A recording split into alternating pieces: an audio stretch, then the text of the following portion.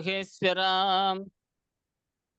గురు సాక్షాత్ పరబ్రహ్మ తస్మై శ్రీ గురవే నమః. ఓం నమో బ్రహ్మాదిభ్యో బ్రహ్మ విద్యా సంప్రదాయ కర్తృభ్యో వంశ ఋషిభ్యో మహద్భ్యో నమో గురుభ్యః. సర్వోపప్లవరహిత ప్రజ్ఞాన ఘన ప్రత్యగర్ధో బ్రహ్మైవాహమస్మి అహం పదార్థరహితః. గురవే సర్వలోకానాం విషజే భవరోగిణాం నిదయే సర్వ విద్యానాం శ్రీ దక్షిణామూర్తయే నమః. బృహద్వాసిష్ట సిద్ధాంతం పూర్ణబోధోపదేశికాం వెంకటేశ్వర యోగీంద్రం సద్గురుభ్యో నమో నమః. ఆత్మానాత్మమతీతమనిశం కేవలాత్మోపదేశికాం వేముల రామయార్య యోగీంద్రం సద్గురుభ్యో నమో నమః. క్షరాక్షరమతీతం చ అచల పూర్ణోపదేశికాం శ్రీ పూర్ణానంద పుల్లయార్య సద్గురుభ్యో నమో నమః. ద్వయాత్మరహిత సిద్ధాంతం పరమ పురుష ప్రబోధకాం శ్రీ వివేకానంద సుబ్బయార్య సద్గురుభ్యో నమో నమః. అస్మద్గురు సమారంభం కృష్ణ సందీప మధ్యమాం ఓంకార పీఠ పర్యంతం వందే గురు పరంపరం. జై సద్గురు ప్రభు మహారాజుకు జై. ఎన్నెన్నో జన్మంబులెత్తినావని పెద్దలన్న మాటలు విని అమితమైన భయముందుతుంటి నిర్భయ కారణాచార్య భవభయంబుల నెడ బాపుమయ్యా. త్రికరణ శుద్ధిగా దేవదేవుడవని ప్రస్తుతించుతునుంటి భావమందు చాలు చాలి మేను సంసారయుడుముల బడజాలనయ్యయో భవ్య చరిత. ఏల తడవేల కరుణాల వాలయేల రావదే బ్రోవగా నను కేవలాత్మా. వాసరము వాడపలియాగదాస వినుతాం విమల సుగుణ ప్రకాశ శ్రీ వెంకటేశ.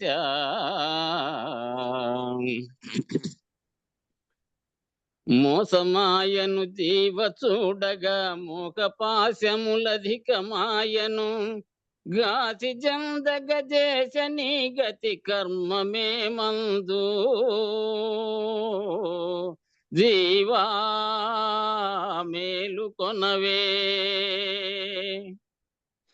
కల్పశతముల కన్న మిక్కిలి కాలమాయను తిరిగి చూడగా అల్ప సుఖమనే కలలు మురియుతూ ఆడుతున్నావు.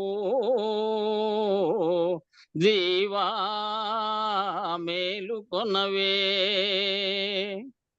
కోటి జన్మములెత్తియును శతకోటి దుఃఖములను భవించుచు నాటి మాటలు తలచుకుంటే నాటు నేమదికి. జీవా మేలుకొనవే. 21,600 జరుగు హంసలు తరుగునాయు హరిహరాదులు వచ్చి నిలిపిన గదీతను. జీవా మేలుకొనవే. లేనిపోని దుఃఖ జాలములోన బడి చెడిపోవుటెందుకు. మాన అవమానంబులని నీ మమత విడలేవు. జీవా మేలుకొనవే. నిజ గురుండగు సూర్యుడిప్పుడు నిజముగా ఉదయించి చూడుము. త్రిజగముల వారంత మేల్కొని తెలివిగన్నారు. జీవా మేలుకొనవే.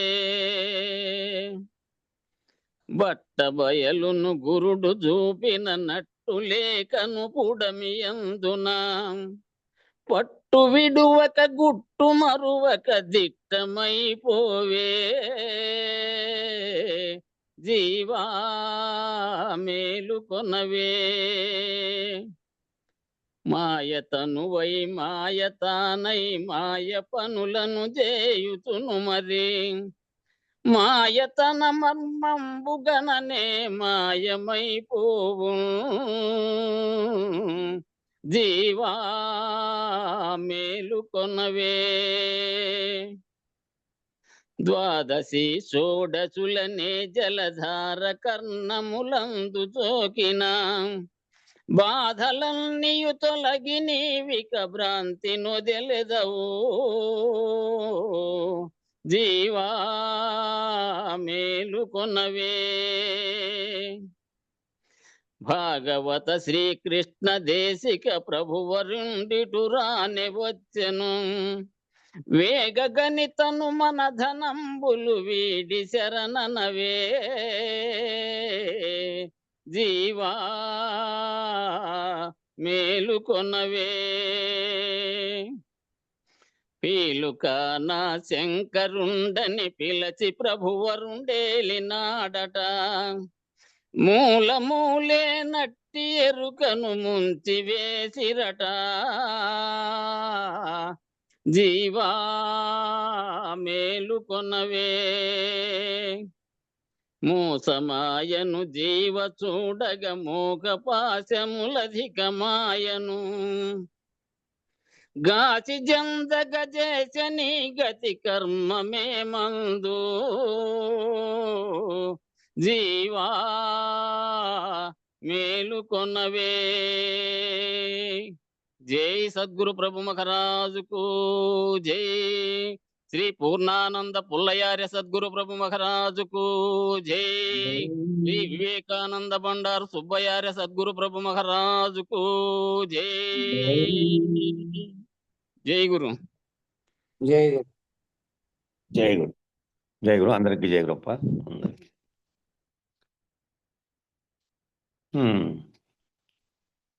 రెండో మంత్రంలో మూలం లేని గుర్తిరిగే శరీరం ఏమీ లేదనే దాంట్లో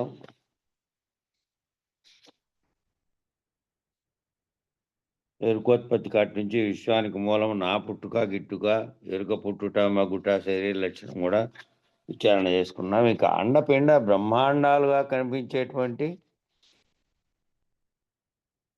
ఈ నామరూప జగత్తంతయు కూడా మూలం లేని గుర్తిరిగే శరీరమే. ఏకం అదే, అనేకం అదే. ఇది ఉంటే అంతా ఉన్నది, ఇది లేకుంటే ఏమీ లేదు. అంటే సమిష్టి చైతన్యంగా ఉండి దాంట్లో నుంచి ప్రతిబింబ చైతన్యాలుగా ఏర్పడి అనేకాలుగా అయినటువంటి దానికి కారణమైనది అదే. అక్కడేమో ఈశ్వరుడుగా, ఇక్కడేమో జీవుడుగా, అనేకమైనటువంటి ప్రాణులుగా ఏర్పడినటువంటిది అదే. అంతటికీ కారణమైనటువంటి వస్తువు ఏంటంటే మూలం లేని గుర్తిరిగే శరీరం. మూలం లేని గుర్తిరిగే శరీరం లేకుంటే ఏమీ లేదు. అండపిండ బ్రహ్మాండాలన్నీ లేవు. ఇవన్నిటికీ కల్పనమైనటువంటి ఇవన్నీ రావడానికి కారణమైనటువంటి అవ్యక్తంగా ఉన్న దాంట్లో నుంచి ఏ సంకల్పం చేత అయితే వ్యక్తమైందో దానికి కారణం మూలం లేని గుర్తిరిగే ఎరుక అనేటువంటి ఆత్మే కారణంగా ఉన్నది.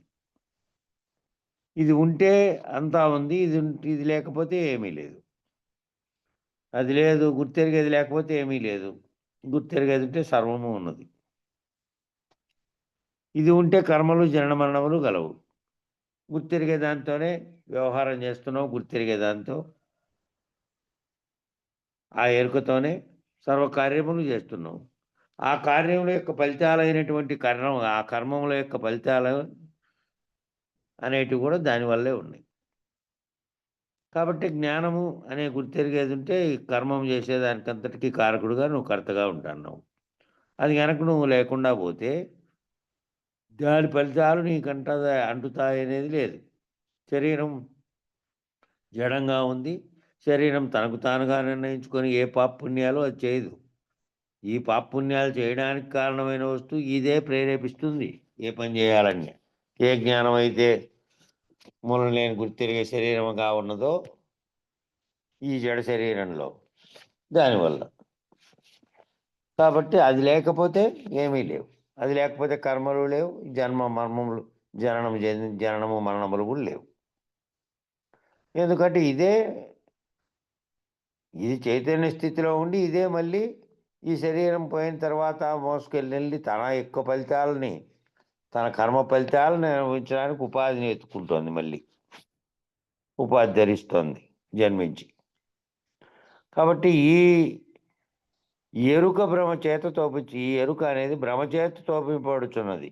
ఏ భ్రమచేత ఓ భ్రమ కలిగి ఆ భ్రమతో కల్పించబడినటువంటి దీన్ని విచారణ చేయకముందు ఏ విధంగా ఉంది అంటే సర్వ జగత్తు కూడా నిజము శాశ్వతముగా ఉంది భావన. విశ్వాన్ని విశ్వసించే స్థితిలో ఉన్నటువంటి మానవుడు స్థూల సూక్ష్మ స్థితులు, కారణ శరీరాలు ఇట్లా 4 రకాలుగా విచారించిన తర్వాత ఇవన్నీ లేనివి, ఇవన్నిటికీ కారణమైనది ఒక్కటే. ఈ అనేకమైనటువంటి ఈ తనువులన్నీ విచారణలో భాగంగా నీకు వచ్చాయి. వీటన్నిటికీ కారణం ఒక్కటే ఉంది. ఆ ఒక్కటే వీటన్నిటినీ కలగజేస్తోంది.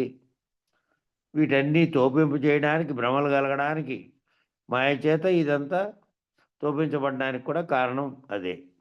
విచారించి చూడగా ఏ కాలమందున లేనేలేదు. ఈ మూలం లేని గుర్తెరిగేదే కలగజేసినటువంటి భ్రమచేత ఉన్నట్టుగా భావించబడుతున్నటువంటి దృశ్య ప్రపంచము, నేను, నువ్వు, ఇదంతా నాతో వచ్చిన లోక సమితి అంతా కూడా నేనుండి భావిస్తే, నేనుండి భ్రమ చెందితే అది ఉన్నట్టుగా తోస్తుంది. లేనట్టుగా కళతో పోల్చుకొని జాగ్రత్తలోకి వస్తే కళలోని సర్వము ఎట్లా పోయిందో అట్లా గురువాక్యం చేత విచారించి చూస్తే ఏ కాలమందున లేనేలేదు. లేని కళలో లేని వ్యవహారం చేసుకొని ఈ జరుగుతున్నటువంటి, నువ్వు పుట్టినప్పటి నుంచి జరుగుతున్నటువంటి ఆ రాత్రి కళలాగే ఈ కళ ఒకటి కొనసాగుతూ ఉంది. దీని భ్రాంతిని వదిలితే ఈ కళలోంచి మేల్కొంటావు. ఇదంతా కూడా స్వప్నతుల్యమే. ఈ వ్యవహారం అంతా స్వప్నతుల్యమే. ఇది బయలందున పుట్టనే లేదు. బయలు ఎప్పటికీ ఏ రకమైనటువంటిది పరిణామం లేకుండా ఉంది. దానికి చావు పుట్టుకలు లేవు. అది అట్టే ఉంది. నిన్న ఉదాహరణ చెప్పాడు. అనేకమైనటువంటి జలచరములు ఏ విధంగా జలంలోనే వచ్చి పుట్టి చచ్చిపోయి మళ్ళీ ఉత్పత్తి అవుతున్నప్పటికీ దాంట్లో ఇది దానివల్ల పుట్టలే. దానిలో జరుగుతున్నప్పటికీ దాని ప్రమేయము లేదు. అట్లాగే ఈ బయలుతో పుట్టడం లేదు, బయలుతో ఏ ప్రమేయము లేదు. ఈ మూలం లేనిది పుట్టడానికి బయలుకి ఏ సంబంధము లేదు. బయలు దీనికి మూలం కూడా కాదు. కావున దీనికి మూలమే లేదు. ఈ మూలం లేని గుర్తెరిగేది నేను అని నేను ఎప్పుడంటే అది నా పుట్టుక. నేను అంటున్నంత కాలము ఇక నేను పుడుతూ ఉండేట్లు. నేను అనే పదము, ఆ నేననే పదాంతో పదం ఏమిటది? నేననే అహం యొక్క స్ఫురణ ఎప్పుడు కలిగిందో అది దేహంతో తాయాత్మ్యం చెంది గుర్తెరిగే శరీరము మరియు జడ శరీరము కలిపి నేనుగా భావిస్తూ ఉంది. కాబట్టి నేనని ఎప్పుడంటే అప్పుడు నా పుట్టుక. నేనెప్పుడు అనకుందునో అది నా గిట్టుక. అనకుండా ఉండడానికే ఆ నేనును మర్చిపోయి మూలం నేను గుర్తెరిగే శరీరం రహితపరచుకోవడానికే ఇదంతా వ్యవహారం. ఈ విచారణ అంతా అదే. కాబట్టి నేనని అనకుండా ఉండే స్థితి, నేననే శరీరం అనేటువంటి దాంట్లో అది ఉన్నట్టుగానే, ఈ అన్ని వ్యవస్థలు పనిచేస్తున్నట్లుగానే సర్వమును గుర్తించగలిగి భ్రాంతిని విడవగలిగేటువంటి తెలివితేటలు మరియు జ్ఞాపక శక్తి ఇవన్నీ నీలో ఉన్నట్టుగానే ఈ విచారణ అంతా జరిపి అట్టి గురుమూర్తి కనుక దొరికి ఆ గురుమూర్తి పాదం బట్టి ఉంటే ఈ తొందరగా ఎట్లా ఈ నేననే దాన్ని వదిలించుకోవాలి. నేననేది ఉంటే నా పుట్టుకది. నేను ఎప్పుడైతే లేనో అప్పుడే ఇంకా శరీరం ఉన్నప్పటికీ కూడా కారణ వస్తువైనటువంటి మళ్ళీ ఉపాధికి తీసుకుపోయే వస్తువును నేను నశింపజేసుకున్నట్టు. కాబట్టి నేనెప్పుడని అనుకుందునో అప్పుడే అది నా గిట్టుక. నేనని ఎప్పుడు అనుకుందునో అది నా గిట్టుక. నేనే నాకు చెరుపు చేసుకుందును, నేనే లేకుండా పోయి నేనే నాకు రక్షణ కల్పించుకుందాం. నాకు చెరుపు చేసుకునే నేననే దాంతో నేననే అహం స్ఫురణతో ఏ పని చేసినా నువ్వు కర్తవే. కర్తగా నువ్వు చేసిన కర్మలన్నిటికీ కూడా ఫలితం వస్తే ఆ ఫలితం కూడా నువ్వే అనుభవించాలి. కాబట్టి నేననే దాంతోనే నీకు చెడుపు చేసుకుంటున్నాను. నేననేది లేకుండా పోయినావనుకో నేనే నాకు రక్షణ కల్పించుకున్నట్టు. మళ్ళీ నేనని పలుకుతున్న మూలం లేని గుర్తెరిగే ఎరుక ఈ శరీరం విడిచి మళ్ళీ శరీరాన్ని ఉపాధిని ధరించకుండా ఇక్కడనే చేసుకున్నట్టు. అంటే బీజనాశనం చేసుకున్నట్టు. బీజాన్ని నాశనం చేసుకుంటే మళ్ళీ అది మొలకెత్తేది లేదు. కాబట్టి నేనే నాకు రక్షణ కల్పించుకోవడం అంటే నేను లేకుండా పోయేది. నేననేది లేకుండా పోయే మూలం లేని గుర్తెరిగే ఎరుకను రహితం చేసుకొని తాను రహితం చెంది నేననే ఇది లేకుండా ఇది మూలం లేని గుర్తెరిగే శరీరం ఏ కాలమందున లేదు. ఆ కాలంలోటి ఎట్ల మేలుకుంటే ఎట్ల లేదో ఈ జాగ్రత్తలో జరుగుతున్నటువంటి సర్వ వ్యవహారాలు లేనివే, ఇవి కలలోనివే అనేది గురువు చేత దృఢపడి నేను లేకుండా కనుక నువ్వు వ్యవహరిస్తే, అశరీరుడుగా వ్యవహరిస్తే అప్పుడు నాకు నేనే రక్షణ కల్పించుకున్నట్టు. ఈ నేననేది మళ్ళీ ఆ స్ఫురణతో మళ్ళీ ఇంకొక ఉపాధిని ధరించడానికి కారణంగా ఉన్నదాన్ని నశింపజేసుకున్నట్టు. కావున ఈ గుర్తెరిగే శరీరం ఒక్క నిర్ణయం అయితే సమస్త నిర్ణయాలు అవుతాయి. ఈ గుర్తెరిగే శరీరాన్ని విచారణ అంతా ఇదే ఎక్కువ ఉంటుంది దానికంటే. కాబట్టి దీని నిర్ణయం ఇది చేస్తున్నటువంటి సర్వచర్యలకు కారణమైనటువంటిది ఇదే. కాబట్టి ఈ గుర్తెరిగే శరీరం అనే దాన్ని విచారణ అంతా జరిపారు. సమస్త నిర్ణయాలు చేస్తున్నది ఇదే. బయలుగా ఉన్నది ఏ నిర్ణయము చేయదు. నిర్ణయం నాస్తి సర్వదా, ఏమీ చేయకుండా ఉన్నటువంటి స్థితిలో ఉంటుంది. నువ్వు ఈ మూలం లేని గుర్తెరిగే శరీరం కనుక నిర్ణయమై ఇది లేనిదని చెప్పి నీలో అహంస్ఫురణ లేకుండా నువ్వు అశరీరుడుగా రహితుడవైతే గుర్తెరిగితే ఆ గుర్తెరిగే గుర్తును రహితం చేసుకుంటే ఆ నిర్ణయాలు ఏమీ లేవు. కాబట్టి సమస్త నిర్ణయాలు చేస్తున్న ఈ గుర్తెరిగే శరీరం కనుక మొదలు నిబద్ధి అయితే కొనాల నిబద్ధే. మొదలు నువ్వు తెలుసుకొని దీని కనుక స్థిరమైతే ఇది స్థిరమైతే ఇంక అంతా ఒకటే, ఒకే రకంగా ఉంటుంది. మళ్ళీ ఏ భ్రాంతులు కలిగే స్థితి లేదు. ఇంకా మొదలేమీ లేకుంటే కొనెల్లా ఏమీ లేదు.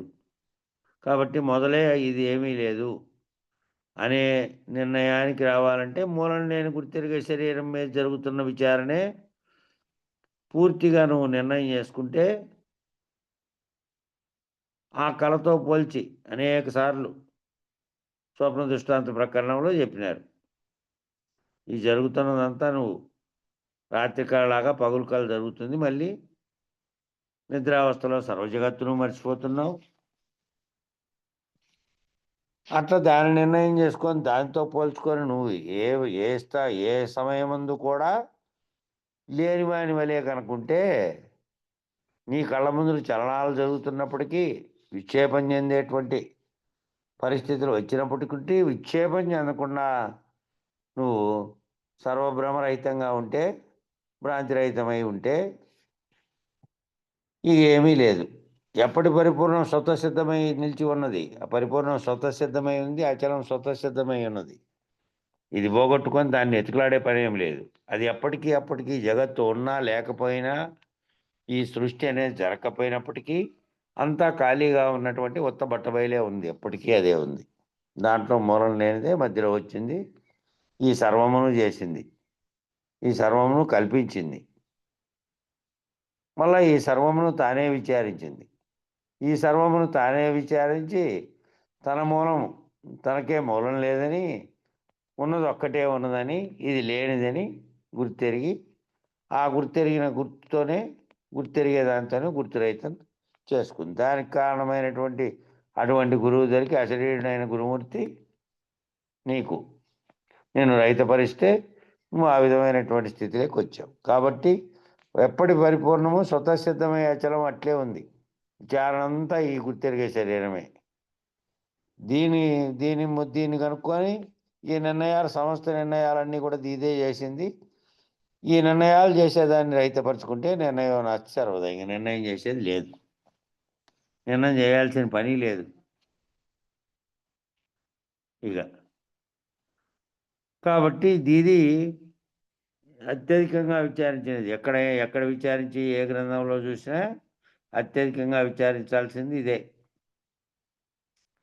ఈ వేరు రకాలుగా భ్రాంతులు చెందేటువంటి స్థితులన్నీ కల్పించినటువంటిది ఇదే. కాబట్టి పురాణాలు, శాస్త్రములు, అనేక రకమైన సిద్ధాంతాలు, మళ్ళా నమ్మికలు, వాటి వైపుకి అదే నిజమని ఒకటి లాగడం, ఆకర్షించడం, విక్షేపం చెందడం, అంతా ఇది ఒక వ్యవస్థలాగా చూసేదానికి ఇది పాతుకుపోయినట్టుగా, శక్తివంతమైనట్టుగా కనబడేకేమో దృశ్యంగా,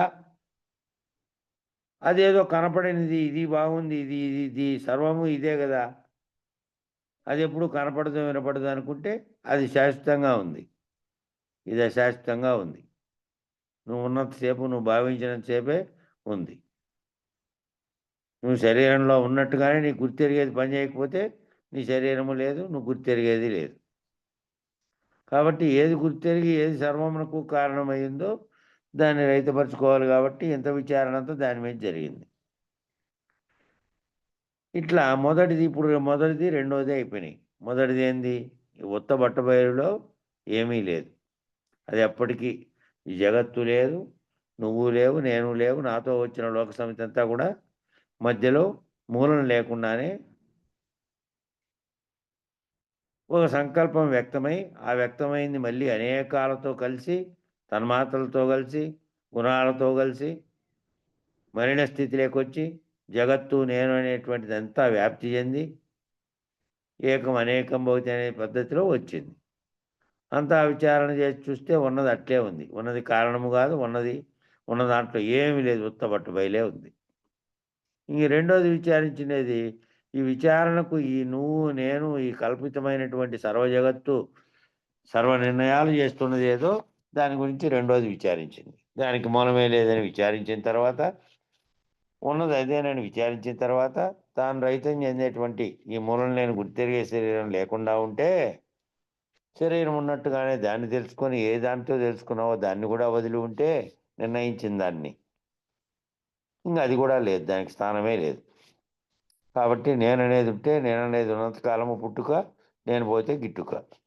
గిట్టుక అంటే శరీరం ఉన్నప్పటికీ నేను గిట్టినట్లే. నేనని ఏది పలుకుతుందో అది గిట్టినట్టు. జడ శరీరం ఉన్నప్పటికీ దాంతో లేదు. ఏదైతే నిర్ణయిస్తోందో అది గిట్టింది. కాబట్టి ఈ రెండు దానుల్లో ఇంత విచారణ అయింది. మూడోది అయినటువంటి దాన్ని ఇప్పుడు ప్రతిపాదన చెప్తున్నారు. మూడోది ఏమిటి? ఈ రెండింటిని మంత్రంగా పెట్టారు. ఈ మూడో దాన్ని దృష్టాంతము, ద్రాష్టాంతం అని పెట్టారు. కానీ చాలా చోట్ల అనేక మన సిద్ధాంతంలోనే అనేక ప్రాంతాల్లో మూడోది కూడా చెప్తూ ఉన్నారు మంత్రంగానే. మొదటి రెండు చెప్పి మళ్ళీ ఆ తర్వాత ఇది కూడా చెప్తున్నారు. మూడో మంత్రం ఏంది? కళలో వచ్చిన శరీరాలేవో అలాగే. ద్రాష్టాంతం ఏంటంటే కర్పూరము కలికి కూడితే ఎలాగో అలాగే. స్వప్నే ప్రతీయమానాని రూపాని యథాతథ అనేది సంస్కృతంలో ఉన్నటువంటి మూలమంత్రం. దాని అర్థం కళలో వచ్చిన శరీరాలు ఎలాగో అలాగే, కర్పూరం కలిక కూడితే ఏ విధంగా రెండు లేకుండా పోతాయో అట్లా అని ఉదాహరణ ఇచ్చారు. దృష్టాంతం ఏదనగా కళలో వచ్చిన శరీరాలు ఎలాగో అలాగే, ద్రాష్టాంతం ఏదనగా కర్పూరం కలికి కూడితే ఎలాగో అలాగే. అనగా దృష్టాంతం ఎరుకకు ఏది అనగా కళ, మరి బోధకు దృష్టాంతం ఏది అనగా కర్పూరము, దీపం. ఎరుకకు దృష్టాంతం ఏది అంటే ఎరుక చేత కంటున్నటువంటి కళ. ఈ కళ అంతా సూక్ష్మ స్థితిలో ఉండి నువ్వు నిద్రపోయినప్పుడు నీలో కలిగినటువంటి సంఘర్షణ కానీ, నీలో జరిగినటువంటి ఒక దృశ్యాన్ని తాత్కాలికంగా లోపల ఆవిష్కరింపజేసుకొని ఆ దృశ్యము మేల్కొన్న వెంటనే అయ్యో ఈ దృశ్యమంతా నాకు వచ్చినటువంటి నా మదిలో మెదిలినటువంటి దృశ్యమంతా ఏమీ లేదే అని ఆ క్షణంలోనే ఏ విధంగా తెలిసిపోయిందో సూక్ష్మ స్థితిలో పొందినటువంటి నిద్రించినప్పుడు కళ. అట్లా ఈ కళ ఏది? ఈ ఎరుక అనేటువంటి కళ ఏదైతే ఉందో సర్వము ఇప్పుడు జరుగుతున్నటువంటి జాగ్రత్తలో నువ్వు పుట్టించి నువ్వు దృశ్యంగా భావించి ఈ జగత్తులో నీవు నీతో పాటు వచ్చినటువంటి బంధాలతో సహా సర్వభ్రాంతులు కూడా ఏ కళతో వచ్చినాయంటే ఈ ఎరుక అనేటువంటి కళ వల్ల తోచినాయి, లేకనే తోచినాయి. ఉన్నదేదో తెలుసుకుంటే లేనిదేదో తెలుసుకుంటే ఉన్నదేది లేనిదేది తెలుసుకున్న తర్వాత ఈ కళ లేదు. ఇంకా విచారణ తర్వాత విచారణ జరిగినంత కాలం దేని చేత విచారించావంటే ఎరుకతో విచారించావు. దేన్ని విచారించావంటే మూలం లేని గుర్తెరిగే శరీరం ఏ విధంగా వచ్చింది, ఏ విధంగా అది కళ, ఏ విధంగా ఇది వీటన్నిటిని భ్రాంతులు కల్పించింది, ఇదంతా విచారించావు. మరి బోధ విచారణ అనంతరం నీ గురువు చేత మంత్రార్థాన్ని పొందిన తర్వాత నువ్వు నేననే దాన్ని రహితపరుచుకున్న తర్వాత నీ స్థితి ఏమిటి అంటే కర్పూరము దీపము దృష్టాంతం. కర్పూరంగా భౌతికంగా ఉన్నటువంటి శిష్యుడు, దీపంగా వెలుగుతున్నటువంటి జ్ఞానంగా ఉన్నటువంటి గురువు, ఆ రెండు దూరంగా ఉన్నంత కాలం ఇది ఇట్లాగే ఉంది, అది అట్లే ఉంది. ఎప్పుడు ఏ క్షణంలో అది కలిసినా కూడా ఇక రెండూ లేకుండా పోయినాయి. జ్ఞానంగా ఉన్నటువంటి ఆ గురువే ఆ జ్ఞానజ్యోతి వెలిగించి ఈ శిష్యునిలో భౌతికంగా స్థూలంగా కనపడుతున్నటువంటి రూపంతో ఉన్నటువంటి ఒక కర్పూరమైన కలికే జడమైనటువంటి రూపం కలిగినటువంటి వస్తువు అనుకోండి, అదే భౌతికమైనటువంటి స్థితిలో ఉంది నామరూపాలతో. దాన్ని పోగొట్టాడు. దానికి ఆ అగ్ని తగులుతానే అది పోయింది. నామము లేదు, స్థూలంగా కనపడేటువంటి రూపం కూడా పోయింది ఒక్క క్షణంలో. అది ఆ జ్ఞానజ్యోతి అంటుకున్న తర్వాత ఆ రెండు లేకుండా పోయినాయి. ఇంకప్పుడు ఏమిటి? దీనికి ఏమిటంటే ఈ మూలం లేని గుర్తెరిగే శరీరమై ఉన్న ఎరుకే కళ.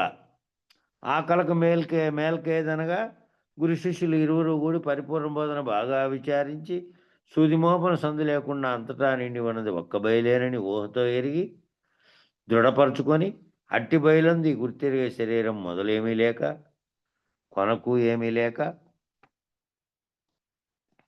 మధ్యలో తనకు తానే మూలము లేకనే కలలో శరీరం ఎలాగో కలలో శరీరం వచ్చి కలలో వ్యవహారం ఎట్లా చేసి సర్వమును చేసి అక్కడ అన్ని సర్వభ్రాంతులు పొంది సుఖదుఖ విషయాలన్నిటికీ స్పందన చేసి ఏ విధంగా వ్యవహరించిందో కలలో, అలాగే ఈ జగత్తుగా తోచబడుతున్న దాంట్లో ఓ వ్యవహారం అంతా చేస్తోంది ఇది. ఆ శరీరం లాగానే తనకు తానే మూలం లేకుండానే కళ ఎట్లొచ్చిందో అట్లా మూలం లేనిది లేనటువంటిది ఈ విధమైనటువంటి దాన్ని కల్పించుకొని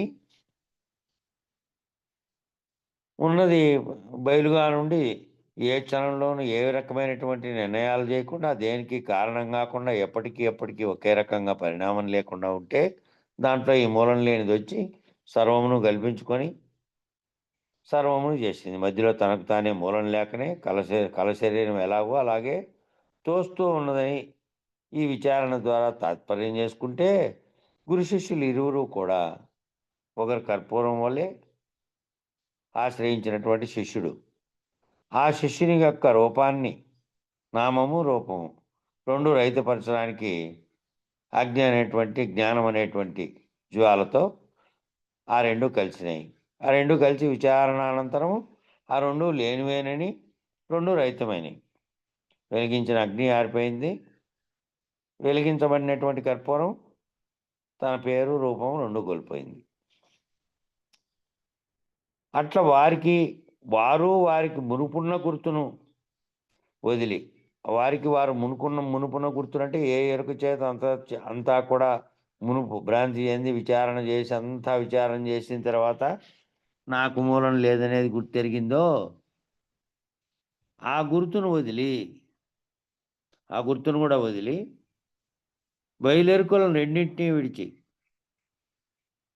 బయలు ఉన్నది ఎరుక లేనిది, ఇది భ్రాంతి కల్పించింది, ఈ భ్రాంతి చేత నేనున్నానని చెప్పినది, ఈ భ్రాంతికి అంతటికీ ఎరుకే కారణమనిండేది ఏ తెలివైతే ఉన్నదో ఆ తెలివే బయలు ఎప్పటికీ స్థిరంగా ఉన్నది. అది ఏ పరిణామము లేకుండా అదే ఎప్పటికీ ఉన్నది. అది శాశ్వతమై ఉన్నది. ఇది అశాశ్వతమై ఉన్నది అని గుర్తెరిగిండేది కూడా అదే. ఆ రెండిటిని అందుకనే రెండిటిని విడనాడంటే ఇది విడనాడిన తర్వాత ఈ గుర్తెరిగేది విడనాడిన తర్వాత దాన్నెవరు గుర్తిస్తున్నారు? అది ఉన్నది గాని, పోయినదని గాని, లేనిదని గాని ఉన్నది ఎప్పటికి అదే ఉన్నది. దాంట్లో పరిణామం లేదు. పరిణామం చెందుతున్నది ఇదే. వస్తున్నది ఇదే. పోతున్నది ఇదే.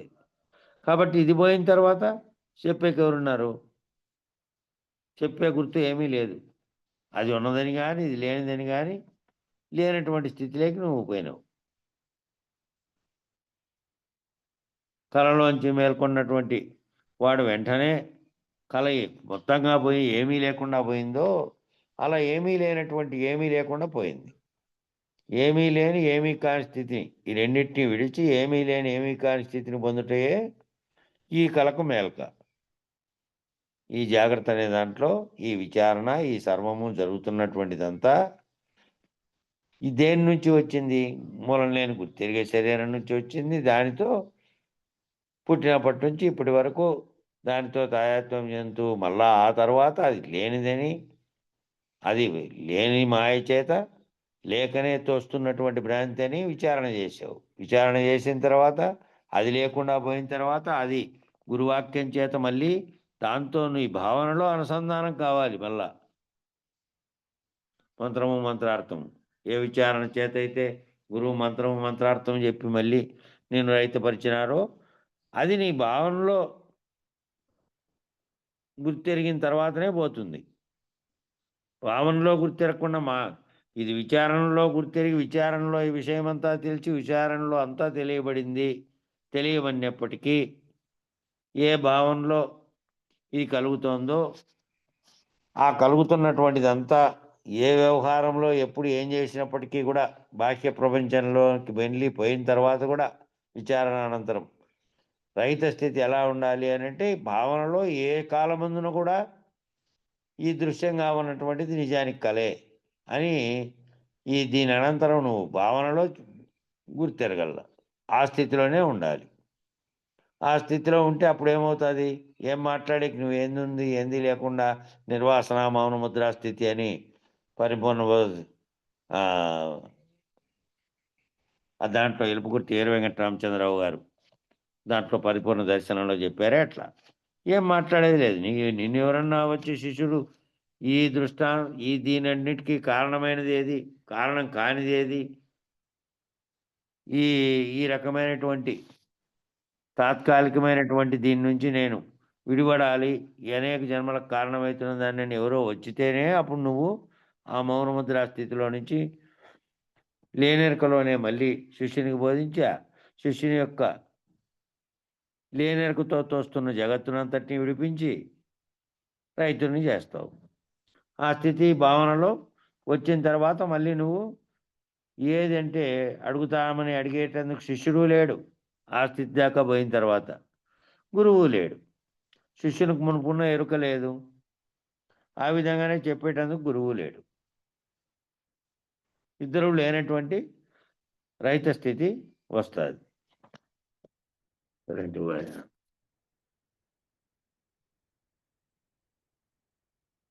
రోజు ఇది ఆ విధంగానే చెప్పేటందుకు గురువు లేరు. గురువునకు మునుపున్న ఎరుక లేదు. ఇద్దరికి ఏ విధంగానూ ఎరుక లేదు. అది ఎట్లనగా మళ్ళీ కింద ఉదాహరణ చెప్తున్నాడు. ఈ ఉత్త బట్టబయలుకు శరీరం లేదు. బట్టబయలైన దానికి శరీరం లేదు కనుక ఒక్కటైనా తోచదు. బట్టబయలుకి ఏది తోచదు. సకల భ్రాంతులకు మూలమైనటువంటిది ఏది అంటే మూలం లేని గుర్తిరిగే శరీరమే. సకల భ్రాంతులకు కారణమై ఉన్నటువంటిది మూలం లేని గుర్తిరిగే శరీరమే. అది గుర్తిరిగేది లేకుండా ఉంటే గుర్తిరుగుతోంది కాబట్టి సర్వమును గుర్తిరుగుతోంది. మళ్ళీ వాటితో విషయీకరణ చెందుతోంది. అనుభవంలోకి తీసుకుంటోంది. సర్వమును అదే చేస్తోంది. అది లేదు అంటే అది లేనటువంటి వాడు ఎట్లా? గుర్తెరిగేది లేకుండా ఉంటే ఏ విధంగా ఏం జరుగుతుందో కూడా తెలియనటువంటి స్థితిలో చైతన్యం విరమించబడి ఉన్నదో ఆ స్థితిలో ఉంటుంది. ఈ శరీరం లేని వారికి ఏం తోస్తుంది మూలం లేని గుర్తెరిగే శరీరం లేని బట్టబయలుకి ఎలాగ తోచదో మూలం లేని శరీరాన్ని గురించి ఆ బట్టబయలు ఏ రకంగానూ దానికి ఏ విధంగానూ తోచదో, అది గుర్తించదో, అది ఈ వ్యవహారాలన్నిటి దానికి తెలియనే తెలియవో, అలాగే దృష్టాంతం ఎలాగో అలాగే ద్రాష్టాంతకమైన సూచన కాగానే, దాన్ని పోల్చుకొని దాని సూచన కాగానే, ఈ శిష్యుడుగా ఉన్నటువంటి గుర్తెరుగుతున్నటువంటి మూలం లేనిది అది. మూలం లేకనే వచ్చి సర్వమును గుర్తెరిగేలాగా చేస్తున్నటువంటి స్థితిలో ఉన్నది. బయలు ఏ రకంగానూ దీన్ని గుర్తించదు. కాబట్టి దాంట్లో దీనికి స్థానం లేకుండానే ఇది వచ్చి పోతూ ఉంది. అది స్థిరంగా ఉంది. అది ఏ వ్యవహారము చేయదు. వ్యవహారం చేస్తున్నది ఇదే. కాబట్టి ఏ గుర్తుతో వ్యవహారం చేస్తుందో ఆ గుర్తుతోనే కర్మలను చేసి, ఆ గుర్తుతోనే కర్మ ఫలితాలను అనుభవించడానికి శరీరం పోయినప్పటికీ ఈ ఉపాధిని వదిలి మళ్ళీ ఇంకో ఉపాధిని ధరించేదానికి కారణమై ఉన్నదో అది రహితపరుచుకుంటే, అది ఇక్కడనే గనక గుర్తెరిగేదాన్ని కాల్చేస్తే, ఆ కర్పూరం కాల్చేసేయడం అంటే శరీరాన్ని కాదు. శరీరం భౌతికంగా కనపడుతున్నప్పటికీ శిష్యుడు ఆ స్థితిలో ఉన్నాడు. శరీరం అనే స్థితి, నేననే స్థితిలో. దాన్ని గురువు విచారణ ద్వారా శరీరం నేనే స్థితి నుంచి తప్పించి గుర్తెరిగేది ఉంది. అది ఇత్తనంగా ఉంది. దాన్ని పోగొట్టుకుంటే, దాన్ని రహితపరుచుకుంటే, ఏ కాలమందున నువ్వు మళ్ళీ ఏమీ చేయనటువంటి రైతనమైనటువంటి స్థితిలో నువ్వు ఉంటావు అని సూచన చేసి, సూచన కాంగానే పుట్టని చావని బయలే ఉంటుందని అని అన్నారు. ఆ బయలు ఏ విధంగా ఉంది? ఆ విధంగా నువ్వు ఉండాలి సూచన అయిన తర్వాత. బయలు ఏ విధంగా దేనిని ద్వేషించదు, ద్వంద్వాలకు బాధపడదు, దుఃఖించదు, సుఖించదు, ఏమీ చేయదు. అట్లా మూలం లేని గుర్తెరిగే శరీరము గుర్తెరుగుతూ ఉన్నప్పటికీ, శరీరం ఉండి నువ్వు సర్వప్రపంచంలో నువ్వు ఇంకా తిరుగుతూ ఉన్నప్పటికీ, నీలో ఏదైతే ఉందో ఈ గుర్తెరుగుతున్నది. దాన్ని నీ గురువు ద్వారా రహితపరుచుకుంటే, ఆ బయలు ఏ విధంగా ఉందో అదే విధంగా ఉండాలి నీ భావం. నిర్భావమై దేని పట్ల ఆసక్తి, దేని పట్ల అనాసక్తి, దేని పట్ల తాదాత్మ్యం చెందడము, దేనిట్లోనూ పూర్తిగా దూరిపోయి మళ్ళీ మరిచిపోవడం. ఈ గుర్తెరిగేదాన్ని ఏదైతే గుర్తెరిగేది లేనిదని గురువు చెప్పారో ఆ మంత్ర భావన నిరంతరము ఉండాలి. చేస్తున్నటువంటి సర్వ వ్యవహారాల్లో ఇది లేని దాంట్లో, లేని కలలో కలగంటూ, ఆ కలలో ఈ వ్యవహారాలన్నీ కల్పించుకొని, ఈ వాళ్ళు వీళ్ళు ఈ వ్యవహారంతో ముడిపడినటువంటి లోక సమితిని అంతటినీ తెచ్చుకుంటున్నావో దాన్ని పోగొట్టుకొని ఉండాలి. అది చూస్తే ఎలాగ దోస్తుంది, ఎలాగ విచారించవాలి అంటే, ఈ చూడు ఈ బట్టబయలే పుట్టని చావని బట్టబయలే ఉంటుంది అది పోతే. మూలం లేని గుర్తెరిగే శరీరం లేని వారి సావాసం చేసి చూడవలె. వారి సావాసం చేస్తే వారు ఏ విధంగా ఉన్నారో, ఆ గురుమూర్తి ప్రవర్తన ఏ విధంగా ఉందో, దాంట్లోకి పోయినోళ్ళు దాంతో తాదాత్మ్యం చెంది గురువుగారి చేత సూచనతో తాము రహితమైనటువంటి వాళ్ళు చుట్టుపక్కల వాళ్ళు ఎట్లా ప్రవర్తిస్తున్నారో అది కూడా గుర్తెరగల. అది గుర్తెరిగితే ప్రవర్తన పరమైనటువంటి మార్పు, వ్యావహారిక జీవితంలో వాళ్ళు ఏ విధంగా ప్రవర్తిస్తున్నారనే మార్పును కూడా గుర్తెరగల. అట్లాంటి వారితో నువ్వు సహవాసం చేసి చూస్తే, వాళ్ళ భావాల ప్రకారం నువ్వు కూడా అటువంటి గురుమూర్తి దగ్గరికి పోతావు కాబట్టి, దాని ప్రకారం ఏమవుతుంది? ఆ గురుమూర్తి ఈ విధంగా ఇంతకుముందు చెప్పినట్టు జ్ఞానజ్యోతితో నీకు అంతవరకు ఉన్నటువంటి సర్వభ్రాంతిని, దానికి కారణమైనటువంటి మూలం లేని గుర్తెరిగేదాన్ని తొలగించి నిన్ను రహితపరుస్తాడు. అట్లా మూలం లేని గుర్తెరిగే శరీరం లేని వారి సావాసం చేసి చూస్తే ఎలాగు తోస్తుంది అంటే అనేది విచారించవాలి. విచారించిన తర్వాత ద్రాష్టాంతం సూచన చేస్తారు. ద్రాష్టాంతం సూచన చేస్తే తాత్పర్యం చేసుకోవాలి. దాన్ని తాత్పర్యం చేసుకొని మూలం లేని గుర్తెరిగే శరీరం ఉన్నంతసేపు తోస్తూ ఉంటుంది. శరీరం ఉన్నంతసేపు శరీరంలో గుర్తెరిగేది ఉంటుంది. ఆ గుర్తెరిగేది ఉన్నంతసేపు ఏదో ఒకటి తోస్తూ ఉంటుంది. కానీ తోస్తున్న సర్వము కలేనని భావించే భావం ఏర్పడాలి. తోస్తున్న సర్వము తోయకుండా అప్పటికప్పుడు ఎరుకుపోయింది అంటేనే వెంటనే నువ్వేమి గాఢ నిద్రావస్థ లేకో, లేకపోతే మూర్ఛ లేకో, లేకపోతే మరణం లేకో ఇంకో దాంట్లోకి పోయినట్లు కాదు. గుర్తెరిగేదాన్ని పోగొట్టుకున్నావు. గుర్తెరిగేదే బీజంగా ఉంది. గుర్తెరిగేదే కల్పిస్తోంది. గుర్తెరిగేదే సర్వ వ్యవహారాలు చేస్తోంది. వ్యవహారం చేస్తున్న సర్వము కూడా గుర్తెరిగేదేనని గుర్తెరిగేదానికి గుర్తుపడితే అది వ్యవహారం ఏం చేస్తున్నప్పటికీ గురువుగారి సూచన చేత తాను రహితమైనటువంటి దాన్ని చేసుకున్నప్పటికీ శరీరంలో ఏది గుర్తెరుగుతుందో అదే వ్యవహరిస్తోంది కదా.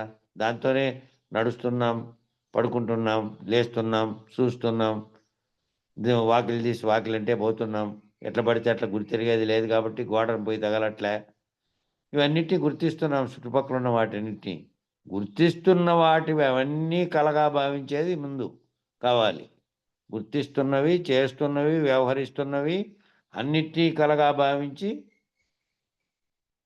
కలలాగా కల దృష్టాంతం గుర్తెరిగే అది మూలం లేని ఇదేది స్వప్నే ప్రతీయమానాన్ని రూపాన్ని యథాతథ అని మూడే మంత్రంలో కలలో వచ్చిన శరీరాలు ఎలాగో అలాగే అని చెప్పారో దాని భావనతో వ్యవహరించేటప్పుడు వ్యవహరిస్తున్నప్పుడు ఉండాలి. కాబట్టి గుర్తెరుగుతాండేది ఎరుక రహితమైపోయింది అంటే ఏది నేరని స్ఫురణతో చేస్తున్నదో, ఏది కర్తృత్వాన్ని ఆపాదించుకుంటోందో, నేనున్నట్టుగా, నా చుట్టూ జగత్తున్నట్టుగా, ఈ సర్వం నేను చేస్తున్నట్టుగా, చూస్తున్నట్టుగా ఆపాదించుకుందో దాన్ని రహితం చేయబడినటువంటిది. కాబట్టి దాన్ని రహితం చేసుకొని చేస్తున్న సర్వము కూడా మళ్ళా ఆ తర్వాత సూచన అయిన తర్వాత కూడా నీకు ఏదేదైతే నీ గుర్తుకొస్తుందో దానితో విక్షేపం చెందకుండా ఇదంతా కలలో జరుగుతోంది అని భావన చెంది ఉండడమే. కాబట్టి ఉన్నంతసేపు తోస్తూ ఉంటుంది. తోస్తూ ఉన్న కొద్దీ భ్రాంతి విడవదు. భ్రాంతి విడకపోతే విచారానికి ఫలం ఏమి? కాబట్టి ఏమి తోచినప్పటికీ కలదోచిన శరీరాలు ఎలాగో అలాగే అని వ్యవహారికంలో ఉన్నదాన్ని రహితం చేసుకుంటే, ఇది కూడా కలవలే పోల్చుకుంటే అప్పుడు ఏమీ లేదు. ఏమి తోచినప్పటికీ మళ్ళీ దాంతో అదంతా కలగానే భావించి ఉంటావు. దానివల్ల దుఃఖం పొందడం, దానివల్ల సుఖం పొందడం, దానివల్ల మళ్ళీ ఆపేక్ష కలగడం, దానివల్ల మళ్ళీ ఇంకా కోరికలు కలగడం కాదు. ఏమి కలిగినప్పటికీ కలుగుతున్నవన్నీ కూడా కలలో జరుగుతున్నవే అనే భావనతో ఉండడం. కలలో వచ్చిన ఏనుగుపై గల దొర మేలుకుంటే ఎలాగేమీ లేడో, కలలో ఏనుగు వచ్చింది, ఏనుగుపైన దొర వచ్చినాడు. మేలుకుంటానే ఏనుగు లేడు, దొర లేడు. ఏ ప్రదేశంలో నీకు కనపడినాడు ఆ ప్రదేశము లేదు. సర్వము రహితమైంది. కొంత భాగం వచ్చి కొంత భాగం కాదు. అలాగా ఈ శరీరాన్ని చూడవలే. శరీరాన్ని కూడా అలాగే చూడాలి. మూలం లేని గుర్తెరిగేదాని కలలో ఓ శరీరం ఏర్పడి ఇక్కడ వచ్చింది. వచ్చి మళ్ళా సర్వ వ్యవహారాలు చేసి పోతోంది. అది పోయేలోపు ఈ మూలం లేకుండా వచ్చి సర్వ వ్యవహారాలు చేసినది లేనిదని, ఇది సంకల్పం ఇదేనని, దీనివల్లనే సర్వసృష్టికి సర్వకారణమై ఉన్నదని దానిని పోగొట్టుకోగలిగి ఆ పద్ధతిలోనే చూస్తే, ఆ కళతో పోల్చుకొని చూస్తే సర్వ వ్యవహారంను కూడా తాయత్వం లేకుండా కర్తృత్వ రహితంగా నువ్వు గనక చూస్తే ఇంకప్పుడు ఏమీ లేదు.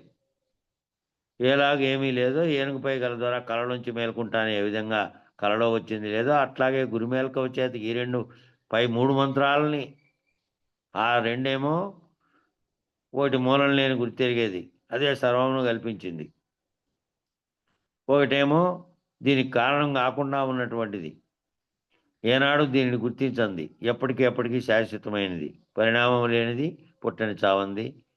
ఆ స్థితిని గుర్తెరిగి ఈ స్థితిని పోగొట్టుకుంటే నువ్వు ఆ స్థితిలో ఉంటావు, పుట్టని చావని స్థితిలో ఉన్నటువంటి బయలులాగా. కాబట్టి ఈ కళలో వచ్చిన ఏనుగు కళలో నుంచి మేల్కొంటానే ఎట్లా పోయిందో, ఏనుగు మీద కూర్చున్నవాడు వాడు చేసిన వ్యవహారం అంతా ఈ కళలో మేల్కొంటే నువ్వు పుట్టపుట్టి చేసిన సర్వ వ్యవహారాలన్నింటిలో నుంచి నువ్వు ఆ నేనని ఏది పలికి చేస్తున్నాదని చెప్తున్నావో దాంట్లో నుంచి రహితమవుతావు. దాన్ని కలగా చూస్తావు. చూస్తున్నటువంటి సర్వమును, దృశ్యమును కానీ వ్యవహారమును కానీ సర్వమును కూడా అలాగ తాత్పర్యం అత్యంత శూన్యంగా విచారించవలే. ఆ తాత్పర్యం అంతా అత్యంత శూన్యం.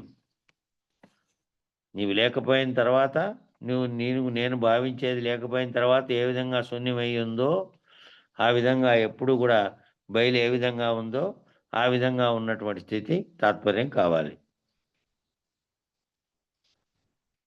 కింద ఓ పద్యం చెప్పారు. ఆ బుద్ధి పైనటువంటి ఏదైతే కర్పూరం ఉదాహరణ చెప్పి దాంతో ఆ 2 కర్పూరాగ్నులు కలిస్తే ఏ విధంగా లేకుండా అయిపోయినారో, గురువు శిష్యులు రైతులైనారో, దానికి ఉదాహరించే విధమైన పద్ధతిలోనే కర్పూరము నిప్పు కలసే చొప్పున కర్పూరము నిప్పు కలిసి ఏ చొప్పున వెలిగవల కండ్ల చూస్తుండగానే తప్పునగన రావట్లనే ఇప్పుడు నన్ను బోధ నెరుగుము బుద్ధిని. కర్పూరము నిప్పు కలిసే విధంగా ఏ విధంగా కలుస్తానే ఏ విధంగా కళ్ళతో చూస్తుండగానే అది లేకుండా అయిపోయిందో, ఇప్పుడు నువ్వు నేను అనేటువంటి ఇది లేకుండా బోధన ఎరుగు బోధన బుద్ధితో ఎరిగితే, బుద్ధితో విశ్లేషించుకుంటే, మనసేమో విశ్లేషించే శక్తి లేనిది, మనసేమో వికారాలు పొందేది, బుద్ధి ఏమో వికారాలను విచారించేది. కాబట్టి ఆ బుద్ధితో కనుక నువ్వు ఎరిగితే ఈ విషయాన్ని ఎరిగి నిన్ను నన్ను అనేదాన్ని కలలో జరుగుతున్న దానిలాగా రహితపరుచుకొని, ఆ కర్పూరం అగ్నులు కలిగిన తర్వాత ఏ విధంగా రహితమైపోయినాయో అట్లా విచారణ ఫలితంగా నువ్వు నేను ఇద్దరము లేకుండా పోవాలి అనే సారాంశంగా పద్యం ఉదాహరించారు. ఏమిట్లాడు కన్న పద్యం దాంట్లోదేనేమో ఆయన రాసిన కన్న పద్యాల్లో. భగవత్ కృష్ణ కనపద్యంలోది. ఇక అచల పరిపూర్ణ స్థితిని పొందు మార్గము. అచల పరిపూర్ణ స్థితిని పొందే మార్గం 3 వాక్యాలు ఏకం చేసి విచారించే విధం. ఆ 3 వాక్యాలు ఏకం చేసి ఒకటిగా విచారించే పదము. మరియు ఇంకోటి ఏం చెప్తున్నాడు ఇక్కడ అంటే అభ్యాస పద్ధతి. అభ్యాసం ఏ విధంగా చేయాలి? అభ్యాసం ఎప్పుడు చేయమన్నారు కదా. అభ్యాసం ఏమిటి చేయాలి? అభ్యాసం అంటే మూలం నేను గుర్తిరిగేది లేదని, ఉన్నది ఎప్పటికీ బయలేనని, ఈ మూలం నేను గుర్తిరిగే దానివల్ల ఈ స్వప్నం ఏర్పడిందని, ఈ స్వప్నంలోది మేలుకుంటే ఏ విధంగా ఏది లేదో అట్లా ఏమీ లేదని, ఆ మూడిటి సారాంశాన్ని అభ్యాసం చేయడమే. ఆ మూడిటి సారాంశాన్ని అభ్యాసం, మూడిటి యొక్క పదాలను వాక్యాలను కాదు. కాబట్టి ఏ మనుషుడు ఈ గ్రంథమును సద్గురుని నోట విని బావుగా విచారించి దీనందుగల గూఢార్థం ఎరిగి అతడు ఆరూఢుండై ఉన్నవాడు, ఆరూఢత చెందినటువంటి అతీత స్థితి పొంది ఉన్నటువంటి వాడు ఈ ధరపై మునుపటి వలె తిరిగి పుట్టనే పుట్టాడు. అది ఎట్లనగా అని పదార్థం చెప్పారు. చెప్పండి ఎవరన్నా, పాడితే బాగుంటుంది. మరుపు సుషుప్తి మరణంబుల్ అనేది బుక్ లేదేమో ఉందన్నా? నేను చెప్తాను. చెప్పు. మరుపు సుషుప్తి మరణముల్ పరిపూర్ణంబునకు సాటి పరచి ఎరుకకున్ మరి ఆది మేల్క పుట్టువా ఇరుదెరగుల నిరిగి ఎరుక నిగరాగిమ్మోగి ఆపై నుండే విరిగే తెచ్చోయి గురు మంత్రామిదే సొమ్మి మరువాగాయే ప్రొద్దు స్మరణాలేసిపివేని తిరిగి పుట్టవు నీవే తెగరాజిమ్మోయి ఆపై నుండే విరిగేలోయి.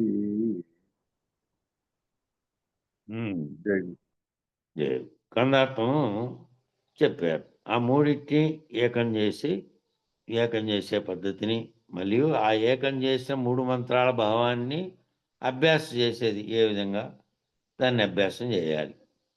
అభ్యాసం చేస్తూ ఉండగా ఆరూఢుడైపోయి, అంటే స్థిరపడినటువంటి వాడైపోయి స్థిరపడిన భావంతో ఉంటాడు. ఇంకా మళ్ళీ ఏ క్షణంలోనూ మొన్నని గుర్తెరిగే దానితో తాదాత్మ్యం చెంది నేననేటువంటి స్ఫురణకు రాకుండా ఉన్నటువంటి వాడు, అహం రహితమైనటువంటి వాడు, నేను అనేదాన్ని రహితం పరుచుకున్నటువంటి వాడుగా ఉంటాడు.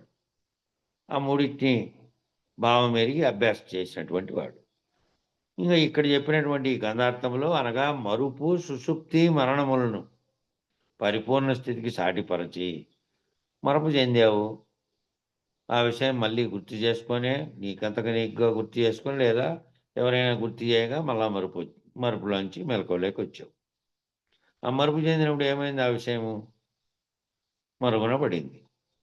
సుషుప్తి గాఢ నిద్రావస్థలో ఏ విషయాలని కానీ జరుగుతున్న జగత్తును కానీ నువ్వు ఉన్నావన్న సంగతిని కానీ మళ్ళీ మెలకు వస్తే తప్ప తెలియదు నువ్వు ఉన్నావా లేదా అనేది. ప్రాణవాయువు వాడుతూ వాడుతూ ఉండగా కూడా శరీరం పోయిన సందర్భాలు ఉంటాయి. కాబట్టి మెలకు వచ్చిన తర్వాత మళ్ళీ నీలోకి నీ పూర్వపు గుర్తులు ఆ ఎరుక వస్తేనే ఉన్నట్టుగా గుర్తు.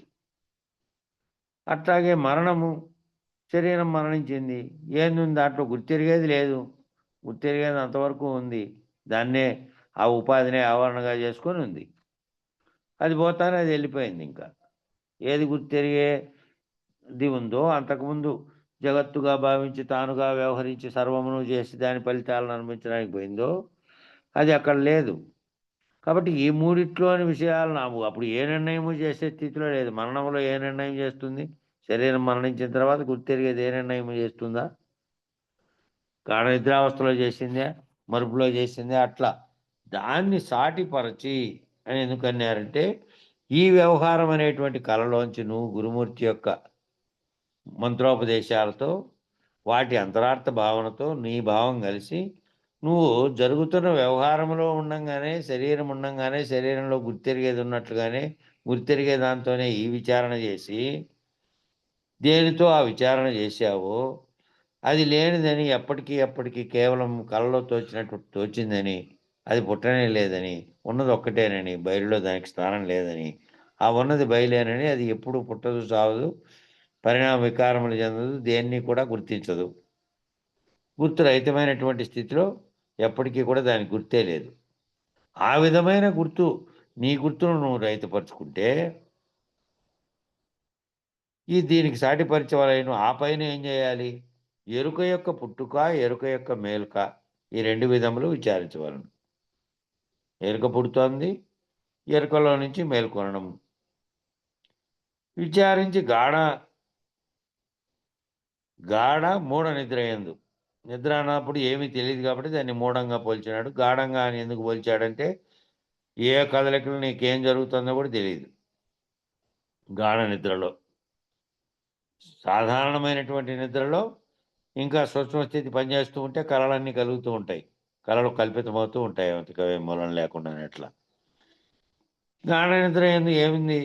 ఏమీ చేసేది లేదు, ఏమీ విచారించేది, ఏమీ తెలియబడేదే లేదు, ఏ గుర్తు లేదు, ఉన్నావో లేదో కూడా తెలుదాం అలా మెలకు వస్తే తప్ప.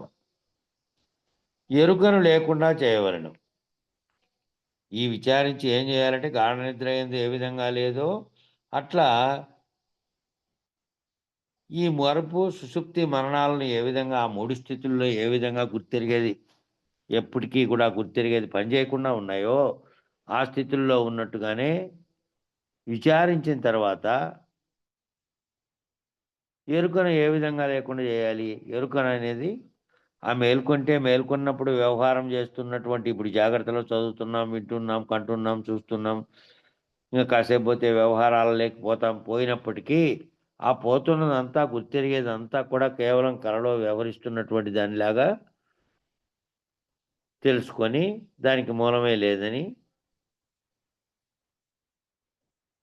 ఉన్నదానికి ఆద్యంతములు లేక ఎప్పుడు కూడా అదే ఉన్నదని, నశింపు లేకుండా ఉన్నది, దీనిని గుర్తెరిగి విచారణ తర్వాత నువ్వు ఆ స్థితిలో ఉండడమే.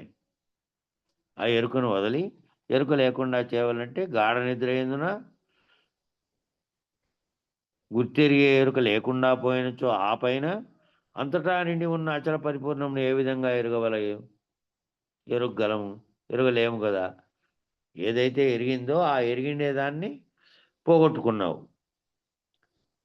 జాగ్రత్తలోనే ఎరుగుతున్నావు, మిగిలిన సందర్భాలలో ఎరగబడేది లేదు.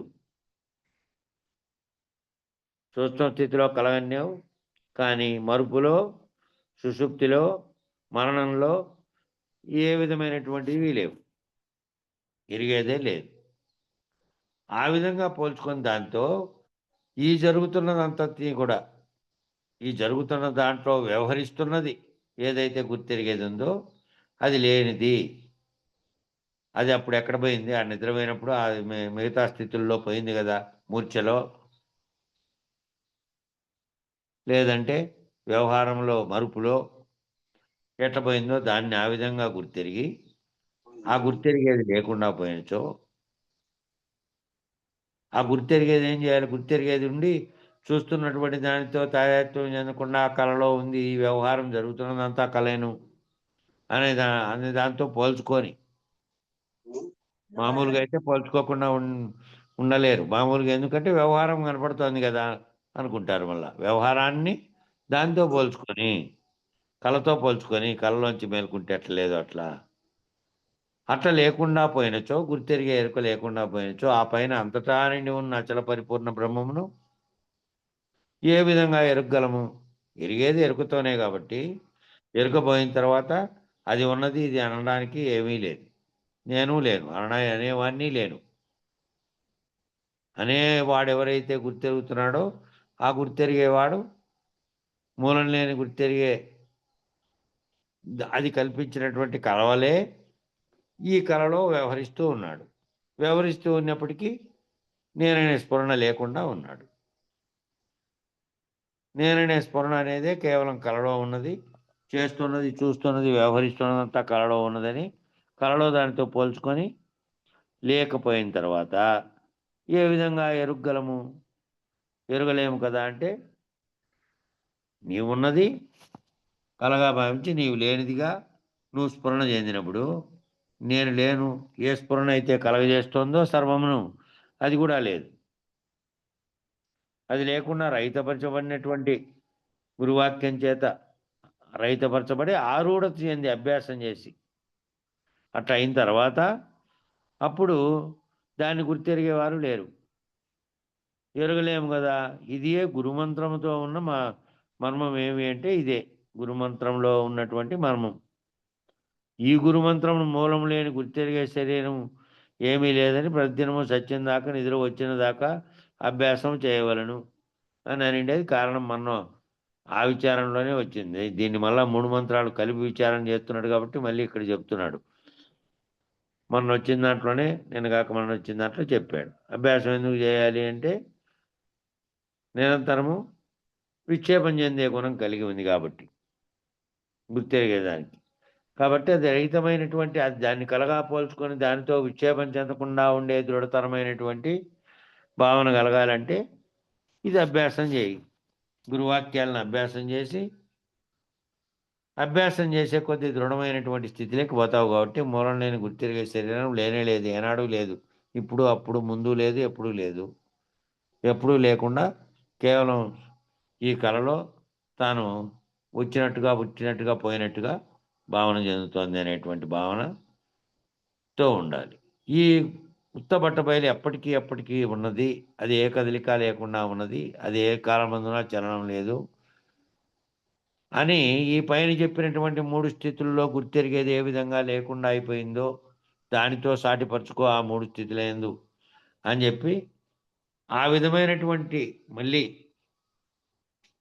దాన్ని ఏ మంత్రం చేతనైతే వాటన్నిటినీ నువ్వు పోలిక చేసుకొని రహితం కావాలనే సూచన చేసిన తర్వాత నేననే స్ఫురణ లేకుండా ఉన్నావో దానిని ఆ మూలం లేని గుర్తెరిగే శరీరం లేదు అనే దానిని ప్రతిదినము ఎందుకు అనుకోవాలి? భావనలో గుర్తొచ్చింది కదా నాకు, గురువాక్యం చేత సూచన చేశాడు కదా, చేస్తానే ఎరగవాలని చెప్పారు కదా, ఎరిగినా కదా అని అనుకోరాదు. ఎందుకు అంటే అదే మనం చెప్పిన కారణం. నిరంతర విక్షేపం చెందడం అనేటువంటిది మనసుకు ఉండేటువంటిది స్థితి కాబట్టి నిద్ర వచ్చిన దాకా నీవు చచ్చిన దాకా. నిద్ర వచ్చిన దాకా అని ఎందుకన్నాడు? నిద్రించిన తర్వాత నువ్వు దాన్ని మూలం లేని గుర్తెరిగే శరీరం లేదని అనుకోవడానికి గుర్తే లేదు ఆడ. అనుకునేవాడు లేడు, గుర్తు లేదు. చచ్చిన దాకా ఇంక అప్పుడేమనుకుంటావు? ఇంకా శరీరం అనే ఆవరణలో చేరుకుని గుర్తెరిగేది ప్రవర్తించింది. ఇంకా అది లేకుండా పోయిన తర్వాత అనుకునే పని లేదు. అందుకనే నిద్ర వచ్చిన దాకా నీవు చచ్చిన దాకా ప్రతిదినము అభ్యాసం చేయి. మూలం లేని గుర్తెరిగే శరీరం ఏమీ లేదనే మాటను అభ్యాసం చేసుకుంటూ పో అని చెప్పారు. అభ్యాసం అయిన కొద్దీ ఏమైతుంది? మాట్లాడుకుంటున్నారు ఎవరు ఓపెన్ చేసి.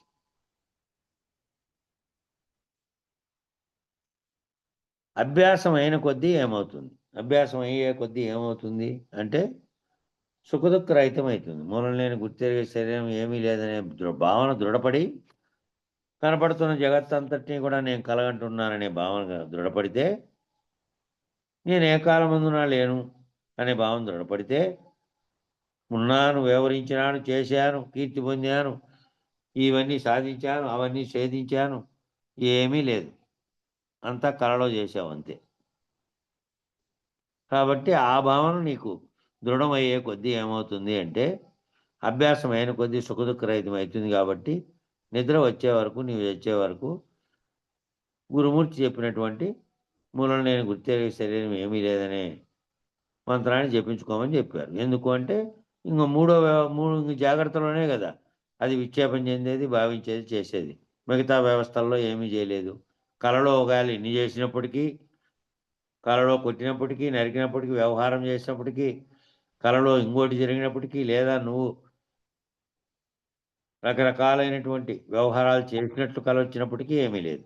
అట్లే ఈ వ్యవహారంలో రకరకాలైనటువంటి పనులు చేసినప్పటికీ, కీర్తించబడినప్పటికీ, ఈ రకాలైనటువంటిదంతా ఉందని మళ్ళీ కీర్తించవలననే గుర్తు కలిగిందనుకో, అది లేదు. నువ్వు లేను, నేను చేసినది లేదు, వ్యవహారము లేదు, కలలో జరిగిన సర్వము పోయింది. కలలోకి సర్వము పోయిందే, కాకపోతే కొంచెం మాత్రమే ఉందే. కలలో పెద్ద భవనం కడితే మొత్తం భవనం పోయి గునాది మాత్రమే మిగిలిందే. ఏమీ లేదు, మొత్తమే పోయింది. కాబట్టి మొత్తమే పోయినటువంటి కలవలే ఇది లేనిది.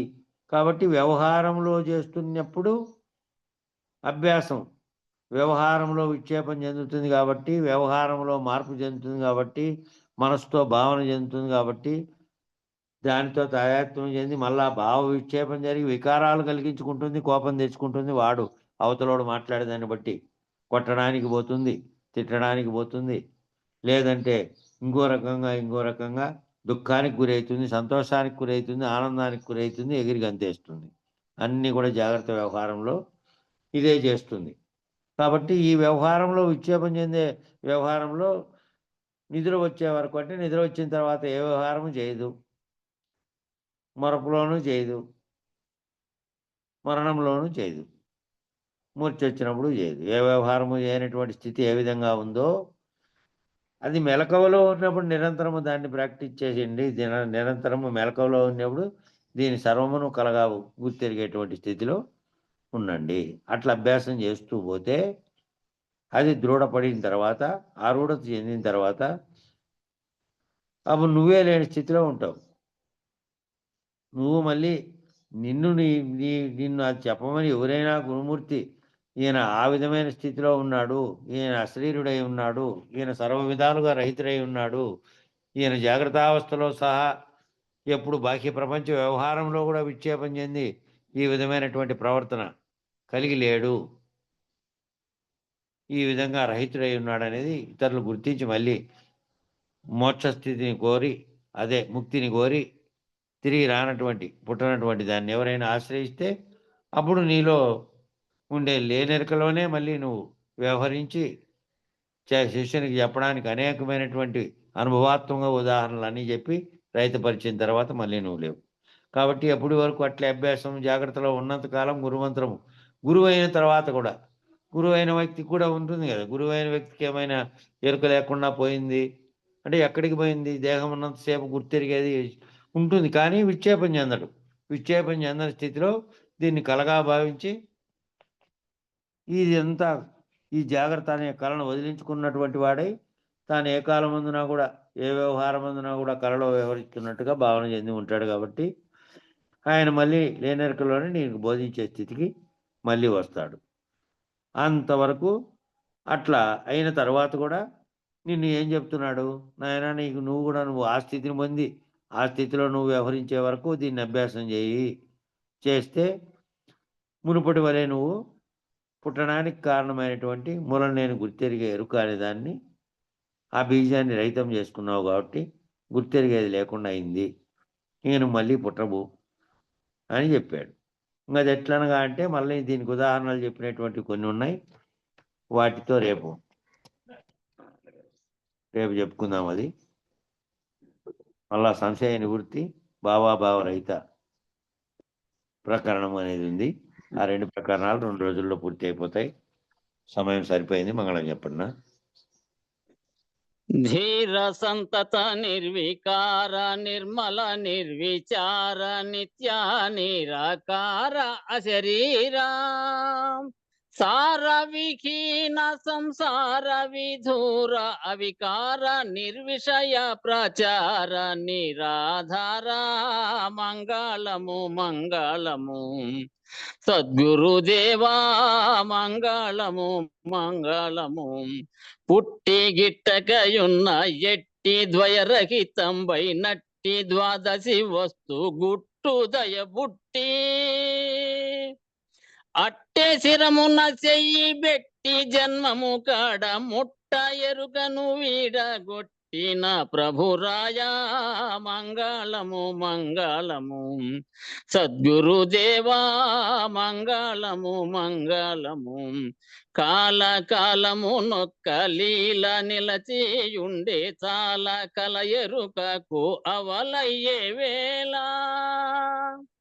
మూలము లేక గుర్తెరిగే శరీరమే కాలము లేదని కీలు తెలిపిన స్వామి మంగళము మంగళము సద్గురుదేవా మంగళము మంగళము ఎన్నాడేమియునుగాకున్న బయలందెరుక ఉన్నదన్న మాట సున్నా పరిపూర్ణమున్నది స్వప్నమందెన్నో దోచిన రీతి ఎన్నడీ జగము లేదన్న సద్గురు రాయా మంగళము మంగళము సద్గురుదేవా మంగళము మంగళము సాటి లేని కృపతోటి బయలును చూసి పాటి ఎరుకను గోట మేటి ధరమేటి కోటి లింగయ్యకు ఈ సూటి నెరిగించిన ధీటులెరే సూరి కోటేశ్వర ప్రభో మంగళము మంగళము సద్గురుదేవా మంగళము మంగళము శ్రీ పుల్లయార్య మంగళము మంగళము శ్రీ సుబ్బయార్య మంగళము మంగళము జై సద్గురు ప్రభు మహారాజుకు జై గురు పరంపరముకు జై జై గురు జై